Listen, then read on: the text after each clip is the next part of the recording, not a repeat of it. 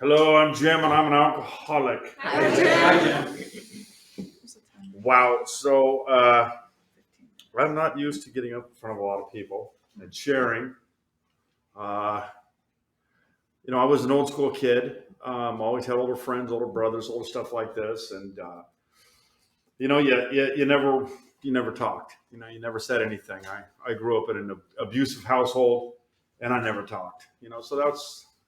So coming to this program, which I desperately needed, was tough, because it's everything in this program is the opposite of what it used to be for me, which means talking about my problems.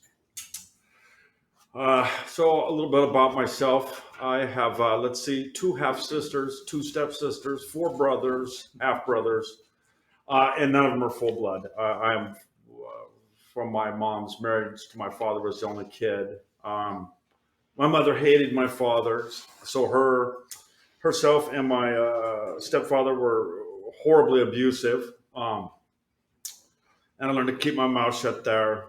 We moved to South Lake Tahoe, which is a beautiful area.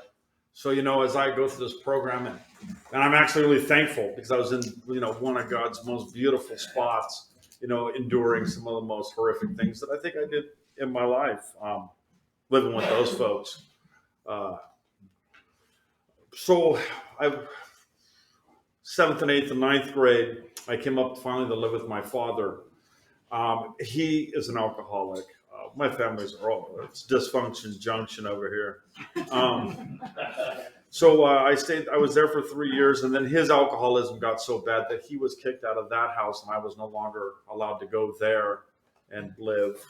So at 16, I had to move out, and so by this time, I'd already learned how to, be a criminal. I also knew how to have a legitimate job so I could hide myself, and did so for until I was 25.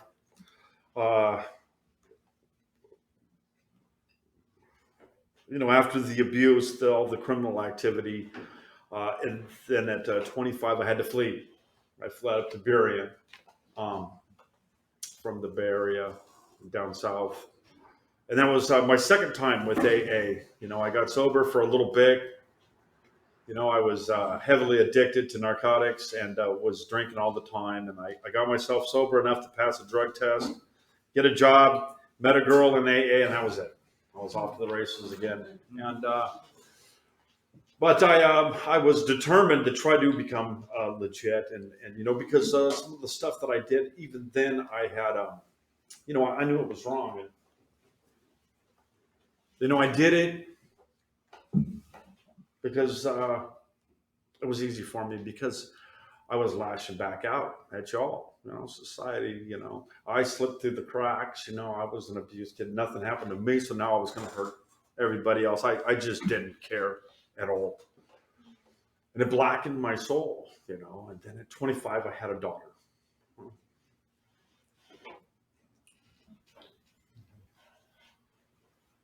So I doubled my efforts, became a machinist, which turned into a tool and die maker. And then I have deteriorative disc disease, and my joints are rotting. So I lost my job, and so I tried to keep the job. I was trying to go back. I couldn't get signed back because of insurance reasons. They told me I was a liability. So that's So this was about 13 years ago. So I at that point I dove into the bottle heavy. Um, and at this point now, my thinking started becoming unsound. Uh, the example that I set for my daughter was not good enough. Uh, and then she had to suffer, for all the illegal activity that I pulled. I never went to prison. I never went to jail. Um,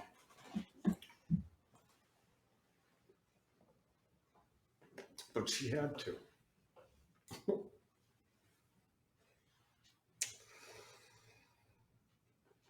And at that point, when I was going to just drink myself to death. So I left down south again and came back up here. And I knew I had to find AA. And it took me about, when I got back up here, I think it took me about 7 months to get to it. And once I found it down in District 28. I got some of my sponsors back here too that showed up, and man, I was a hot mess. I didn't believe in anything, not even myself. Most importantly, not myself now. I had I just couldn't identify, the blessings that God had given me. I've always been, able to, make money, be with people. I was now just totally isolated, because of all the drinking. I started trying to go to AA when I was 49 in 2019. And man, I went in there, and the kind of alcoholic addict I am is like, if you tell me, and you're telling me the best idea, like, hey, pick up that free gold bar on the street, I'll say, nah, I really don't like gold bars. My disease constantly tells me forget about it. You don't want this. You're not going to be able to be loved. It's just not true, man. This program, I'm working the steps with these gentlemen in the back here that assisted me. I got to learn that, this program is so much more than taking away our drug and alcohol problems, which I definitely had my whole life. I think I started drinking when I was 7. My granddaddy in Modesto, California, had a lounge. So I was the only kid allowed there. I'd be shucking drinks and drinking schnapps. There was just so much dysfunction that when I walked in, man, I was just like, and they're like, some people are constitutionally incapable of being honest. I'm like, that's going to be me right there. I'm going to fail at this, man. There's no way. What am I going to say? What am I going to do? And they stepped me through it. One of these gentlemen, I could see right away, man, that this guy, he was about 3 years sober, but he was on fire. God was working in his life. Now, at that point, I'm like, God is going to help me. I'd already heard of that. I'd already been through AA 2 other times before. First time was in 88 when I had a drunk and driving. Okay, so anyways, I'm here now, and I'm hearing them saying, listen, God, this and that. I can see they're happy. I could see that things were happening for them. And they're saying they're just like me. And I'm thinking, well, I got nothing. I didn't even know I had nothing at the time. But it does. They told me, just go home and pray every night, get on your knees and pray at your bed. So I did that. It was like an exercise. I took this program on like an exercise. So I didn't buy into it at all at first. Man, I knew I needed help. I knew I was going down slowly. It was going to be a slow, and I don't know where it would have, I was suffering. I had wet brain, man. I don't think I could have fought my way out of a wet paper sack. But through the compassion of these fellas, just working with me, listening to my nonsense, and walking me through the book. I've been through the steps a couple of times. Early in my sobriety, 7 months into it, I had a relapse. And I remember I had 3 folks that I talked to on a regular basis. Oh my goodness, listen, I was fumbling the program, something heavy. I was blowing it big time. Oh, man, to my ever shame. 7 months in, and I was going to save this girl who was in an abusive relationship. But oh my goodness, So imagine the fumble here, I'm going to, oh my God, listen, we don't have time, thank goodness, to get into that mess. It was a mess, and it was all my fault. It was all me thinking, it was my old behavior. Listen, we're going to do it like this. And you know what? One of my oldest sayings that I sold to my folks when we were doing shit was, listen, to make an omelet, we're going to have to bust a few eggs. And you never cared about the busted eggs, just your omelets right here and you're done. Everything's great, right? Forget about the weight. Well, years and years of that behavior, man, just made me black inside, man, made me dark. So I was doing this thing, and then I'm talking to my sponsors on the phone while I'm going through it, and they're like, hey, man, no. And I remember that they'd get harsh with me, and I'm thinking, man, motherfucker, and I wouldn't talk to them for like 2 days, but I'd have to call them back because I knew I had enough AA in my mind that I knew I had to do this, and I knew I was wrong. But then I would throw out some of my old stuff like nobody slips through the cracks on my ship, man. we'll get in the trenches and we're going to fight with them. That's all such horseshit. You know, everything that I believed and how I conducted myself for the first 49 years of my life was wrong. It's terribly wrong, and hurt a lot of people, myself, my family. You know, the only family I really have is now my AA family, which is, you know, I would not put this family on the wagering table. You know, okay, let's make a bet, and this is my prize. You know, is this? And I won't do that now, and nor will I do it with my immediate family. But today, there's a brand new understanding for how these things work, how love works. You know, I've chased love. That was the big hole in my heart, man. That was the emptiness that I, you know, conducted myself with, always wanting to be loved. You know, I was a victim of, you know, a poor upbringing and then just nasty disposition. I had no idea what love, friendship was. I thought I knew. I had zero idea until now. You know, this program. My higher power, my relationship with my higher power. I mean, every day I get up, I pray, I meditate, man, I make a phone call to somebody, I make a meeting, you know, just what you all have taught me. I'm not doing nothing new here. I try to stay right in the middle of the herd. That's where I'm safest. I'm only a year and a half in. This month, it's kind of neat. It's the gratitude month. It was my, on the 14th, 52nd year of life. And it was on the 15th was my 18th month of sobriety. And it just happens to be in, you know, gratitude month.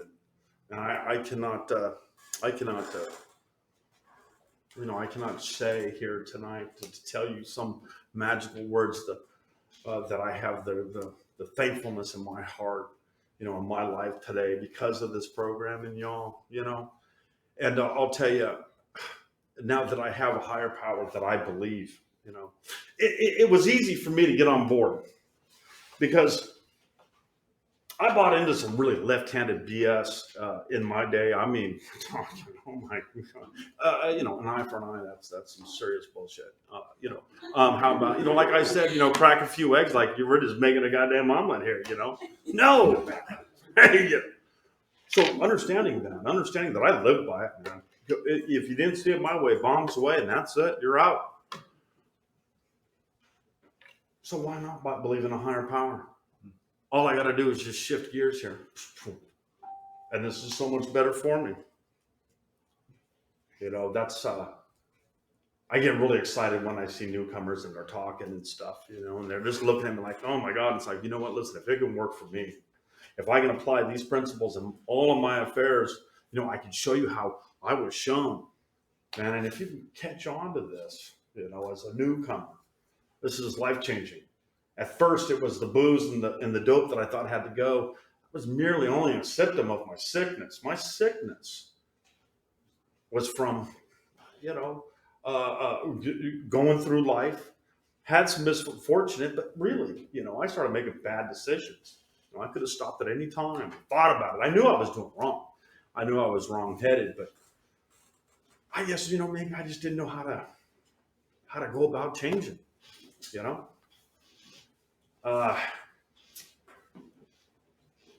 Not only do I feel good in this program, but I have a lot of good friends.